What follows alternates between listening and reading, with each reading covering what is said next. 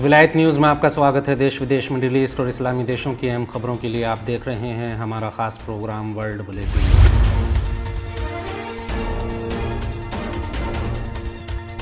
Bulletin की शुरुआत में बात करेंगे सेंट्रल अमेरिका में मौजूद पनामा पर यूएस के बेजा दबाव और पनामा स्ट्रेट में ईरान की मौजूदगी की। उत्तर अमेरिका और दक्षिण अमेरिका को जोड़ने वाले सेंट्रल अमेरिका के अहम देश पनामा ने संयुक्त राज्य अमेरिका के दबाव को नकारते हुए साफ कहा है कि वो पनामा स्ट्रेट में ईरान के जहाज़ों की आवाजाही पर पाबंदी लगाने का कोई इरादा नहीं रखता। पनामा रिपब्लिक के अधिकारी संयुक्त राज्य अमेरिका की धमकियों और खतरों के बावजूद ईरानी जहाज़ों को पनामा नहर से गुजरने की इजाज़त देने का इरादा रखते हैं। पनामा कैनल ऑर्गेनाइजेशन ने अपने बयान में सभी जहाज़ों और शिप्स की अंतर्राष्ट्रीय सुरक्षा नियमों का पालन करने और शत्रुतापूर्ण कार्रवाई से बचने की ज़रूरत पर जोर देते हुए कहा कि इन नियमों का पालन करने वाले किसी भी जहाज़ को पनामा स्ट्रेट से गुजरने की इजाज़त है और हम इन कायदों का पालन करने वाले किसी भी जहाज़ को रोकने या यहाँ से गुजरने से रोकने का कोई इरादा नहीं रखते।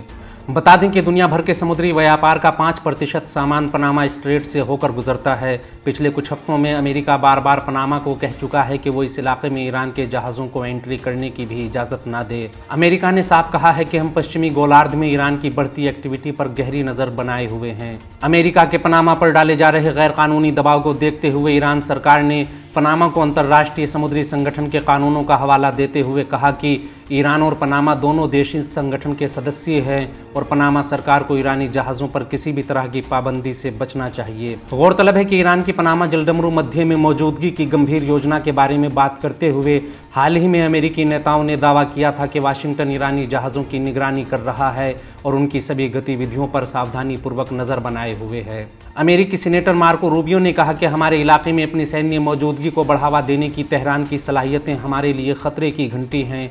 ये एक वेकअप कॉल की तरह है। ये इस पूरे इलाके में शांति और स्थिरता को कमज़ोर कर देगी।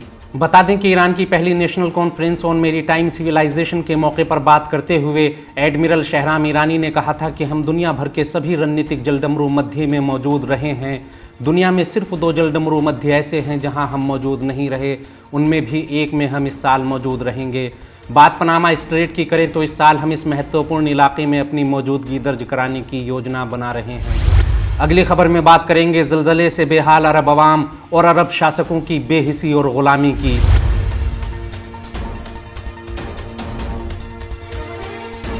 सीरिया और तुर्की में आए विनाशकारी ज़लज़ले के बाद जहां एक तरफ तुर्की की मदद के लिए 65 से ज़्यादा देश सामने आए हैं, वहीं सीरिया को सिर्फ 6 देशों से मदद मिली है। भारत, ईरान, रूस जैसे देशों के अलावा सीरिया की मदद करने वालों में अमेरिका की ओर से बर्बादी झेल रहे इराक और अफगानिस्तान जैसे जर्जर हो चुके देश हैं।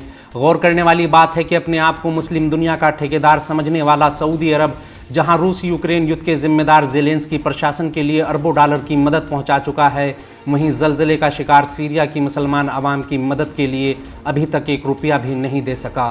तबाहकुन ज़लज़ले के फ़ौरन बाद से अब तक सीरिया इस संकट का अकेले ही सामना कर रहा है। विश्व बिरादरी और अरब देशों और इस्लामी जगत ने उसे अकेला छोड़ दिया। उसकी मदद की गुहार पर 1-2 अरब देशों को छोड़कर किसी के कान पर भी जूं नहीं रेंगी। क्या तुर्की और सीरिया में आए ज़लज़ले में फ़र्क है?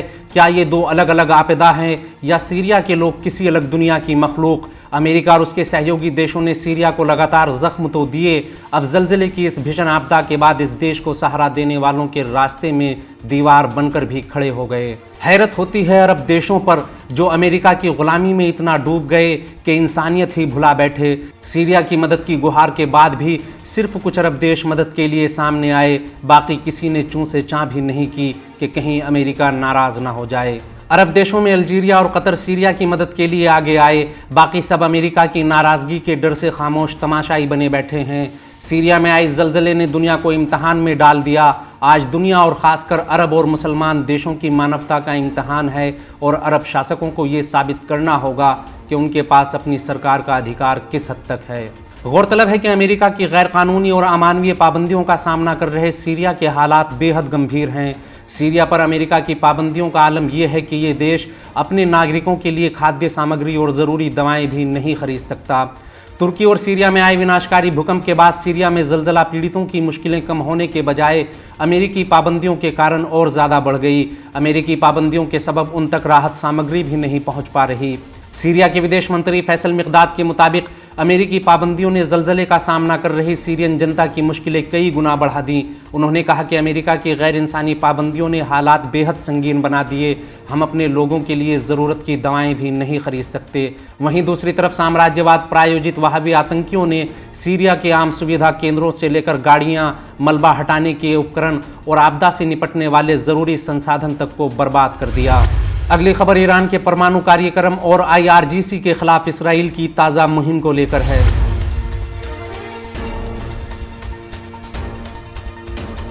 खाड़ी के अरब देशों के साथ साथ अब इसराइल अन्य देशों को भी अपने ईरान विरोधी एजेंडे में शामिल करने के लिए जी जान से जुट गया। मीडिया रिपोर्ट्स के मुताबिक इसराइल के विदेश मंत्री ने बुल्गारिया और रोमानिया को ईरान के खिलाफ अपनी मुहिम में साथ लाने के लिए इन देशों के विदेश मंत्रियों से टेलीफोन पर चर्चा की। I-24 की रिपोर्ट के मुताबिक ज़ायोनी विदेश मंत्री ने बुल्गारिया और रोमानिया के विदेश मंत्रियों के साथ बातचीत करते हुए अपील की कि वो ईरान के खिलाफ इसराइल का साथ दें और यूरोप पार्लियामेंट में ईरान के IRGC बल को आतंकियों की लिस्ट में शामिल करने की इसराइल की अपील का समर्थन करें। इस रिपोर्ट के मुताबिक ज़ायोनी शासन के विदेश मंत्री ने बुल्गारिया और रोमानिया के विदेश मंत्रियों को इस्लामिक रिपब्लिक ईरान के खिलाफ संयुक्त मोर्चा बनाने और तल अवीव के साथ आर्थिक और राजनीतिक संबंधों को मजबूत करने के लिए कहा है। I-24 ने अपनी रिपोर्ट में दावा करते हुए कहा कि बुल्गारिया के विदेश मंत्री निकोलाई मिल्कोव और कोहेन ने ईरान मुद्दे और इसराइल के समर्थन में अंतर्राष्ट्रीय बैठकों में बुल्गारिया की भागीदारी बढ़ाने की आवश्यकता पर सहमति जताई है। ज़ायोनी विदेश मंत्रालय के प्रवक्ता के मुताबिक एली कोहेन ने बुल्गारिया से अपील करते हुए कहा कि वो इंटरनेशनल एटॉमिक एनर्जी एजेंसी के गवर्नर्स बोर्ड के मेंबर की हैसियत से इसराइल के हितों का ख्याल रखे और ईरान के खिलाफ इस एजेंसी में प्रभावी किरदार निभाए। इसराइली विदेश मंत्री ने रोमानिया के विदेश मंत्री से भी ईरान के खिलाफ सहयोग मांगते हुए कहा कि वो यूरोप पार्लियामेंट में IRGC को आतंकी संगठनों की लिस्ट में शामिल करने की इसराइली मांग का समर्थन करे। ईरान और ख़ासकर IRGC के खिलाफ इसराइल की ये हरकतें उस समय और तेज़ हो गई जब हाल ही में यूरोपीय संघ की विदेश नीति के प्रमुख जोसेफ बोरेल ने एक बयान में कहा था कि हम IRGC को पसंद नहीं करते तो ये कोई दलील नहीं बन जाती कि हम इसे आतंकवादी संगठनों की सूची में शामिल कर दें। जोसेफ बोरेल समेत खुद यूरोपीय देशों ने इस बात पर जोर दिया है कि IRGC को आतंकवादी संगठनों की सूची में शामिल करने में बहुत सी कानूनी मुश्किलें हैं और इससे यूरोपीय देशों के आगे कई मुश्किलें खड़ी हो जाएंगी। अगली खबर इराक के पूर्व प्रधानमंत्री आदिल अब्दुल मेहदी और पाकिस्तान से गए सुन्नी उलमा डेलीगेशन की मुलाकात को लेकर है।